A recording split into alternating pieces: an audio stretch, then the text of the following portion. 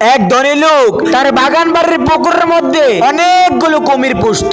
একদিন সে ধনী লোকটি তার সে বাগান বাড়ির মধ্যে বিশাল একটি পার্টির আয়োজন করলো। অনেক লোকজন সে ধনী লোকটির আমন্ত্রণে সে বাগান বাড়ির পার্টিতে এসে জনমের মতো ভালো মন্দ খেলো। এরপর সে ধনী লোকটি মাইক দিয়ে ঘোষণা করলো, আপনাদের মধ্যে যদি কেউ এই কুমির বোঝাই করা পুকুরটি বাড়ি দিয়ে সাঁতরে এই পাশ থেকে ওই পাশে যেতে পারে, তাকে আমি 10 কোটি টাকা দেব, না হয় তার সাথে আমার একমাত্র সুন্দরী কন্যাকে বিয়ে দেব। লোকটির কথা শেষ না হতেই পানির মধ্যে জপাস করে শব্দ হলো। সবাই দেখতে পেল একজন সাহসী যুবক পুকুরের মধ্যে ঝাঁপ দিয়েছে, আর তাকে ধরার জন্য বড় বড় কয়েকটি কুমির তার দিকে এগিয়ে আসছে।